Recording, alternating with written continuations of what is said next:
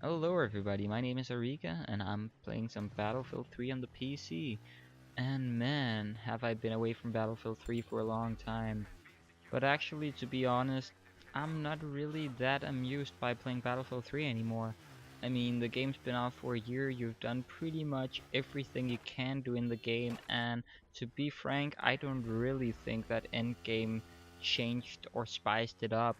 I mean, yeah, they added the dirt bikes and a couple of other vehicles, which are not really new, just modified, I guess.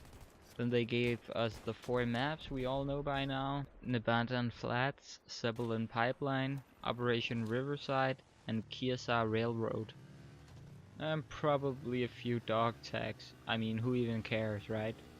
But back to the maps, I actually kind of enjoy some of the maps, and some of the maps I just think are absolutely broken. When it comes to Nabantan Flats, I think that map is absolutely shit for anything. Rush, capture the flag, anything. I think the map is way too open, and the warehouse is basically not even being used other than by snipers, besides from the second base in Rush, which is actually a very good base, actually one of the best Rush bases of all time. But although I generally didn't like the DLC endgame too much, I have to show you some moments where I've been fond of, and actually, to be honest, this gameplay right here is the best gameplay I've ever had in endgame. Um, I don't know, I might be bad at vehicle maps. I would call this a vehicle map because it's so big and open, and the infantry is not really the thing playing the biggest role. You gotta have a dirt bike or some kind of anti-vehicle to be something here. I mean, tanks, helicopters, LAVs, whatever. You need some of that to stay alive here. A rocket and a repair tool will not really do the trick unless you're in a group of people. And here I was so close to getting the flag. Ah, and you'll get a lot of nope moments in this endgame DLC where you're like, oh man, I just no, no, I just got owned. Okay, that's fine as well. You know, almost as good as delivering the flag back to the base. Anyways, out of every aspect of the new and final DLC, I will say that the dirt bikes is what I find the most attractive and interesting, at least in the early days of the DLC. I know that the DLCs are the new endgame servers are probably gonna die down a little, but you know, here in the beginning of the DLCs, it's always funny. People are acting crazy and trying out new stuff. No one's really wearing their try-hard pants, at least from what I've experienced. But as you guys probably know about me by now, I'm more of a, not really say close quarters, I just like a lot of buildings, maybe small and big buildings mixed together in one big area, instead of having a small group of, you know, one, two, three buildings here and a couple of containers, and then a small village over there with pretty much nothing. And here I just don't trust my teammate. I'm like, ah, he's probably gonna get me killed. I'm gonna deliver this flag by myself.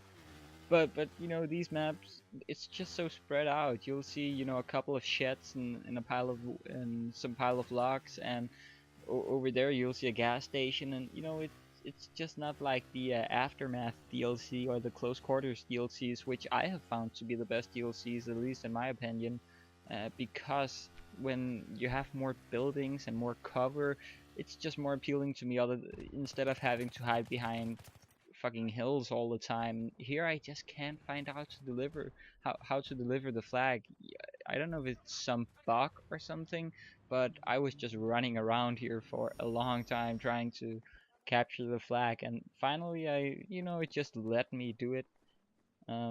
Yeah, so some, it's not really complete, and there's a lot of bugs with this, but it probably won't get fixed if we know dies, because they only really fix a couple of stuff and then they leave out a lot of the game breaking aspects. But yeah, that's another rant. I'll save that for another day. I found out that Rush works on every map pretty much no matter how many people there are. just besides from the abandoned flats, I don't really think that rush works there, with the first base being, you know, just you can't breach that shit. It's, they punch the walls out and you're done for. CTF, on the other hand, is not what you expect. It's not just, well, have some fun with the dirt bikes and, race down there and pick up the flag, making this legend. Wait for it. Run, nigga, run! Dairy pickup, and me just swinging around with the dirt bike. That, it rarely happens, and shit exploding beneath you when you do epic jumps, and it just doesn't happen. Like, you capture the flag and you go to the very edges of the map because you ain't want no trouble with them motherfuckers. You just stay to the fucking edges of the maps, just plaster to them like fucking flying wallpaper, okay? Otherwise you get shut up like I did in the beginning. Oh yeah, and a tip, while on a dirt bike, you really have to watch out for those bushes. They're kinda light green. I don't know if it happened yet, but at some point in this video, you'll see me run into that, and that'll just break you instantly. Like, you go like 300 miles per hour, you run into a bush, and you go 0 just like that within a fraction of a second. So watch out for them bushes.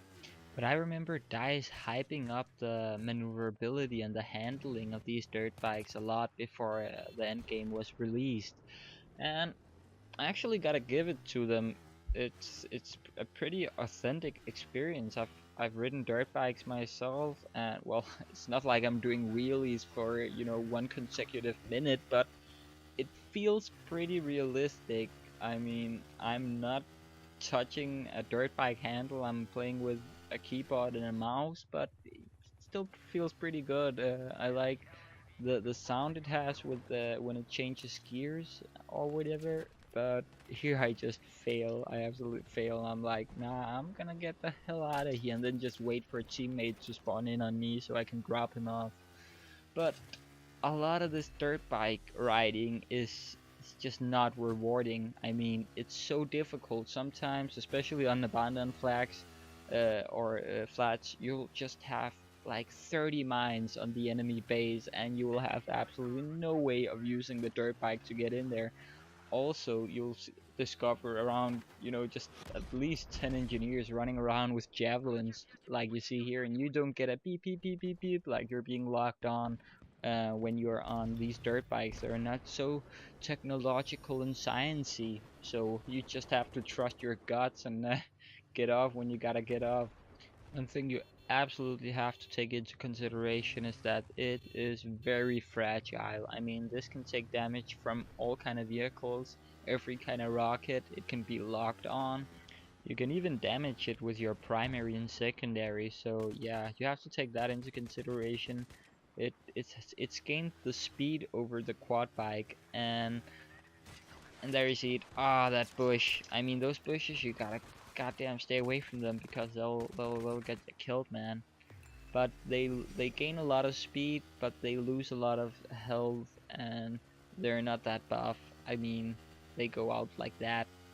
I didn't really play the DLC maps too much in Conquest or Conquest Large because that's, it's just not my game type. I mean, I'm not enjoying myself when playing that game type, so why should I play them? The same goes for air superiority. I really do not like how the jet works in this game, um, and especially after having played War Thunder, which is just so much better when it comes to everything from damage detection and yeah, just everything when it comes to flying. Uh, the jet seems just even more disappointing to me, so why even bother? But I've had a lot of fun in CTF, Capture the Flag, that is, and on Rush.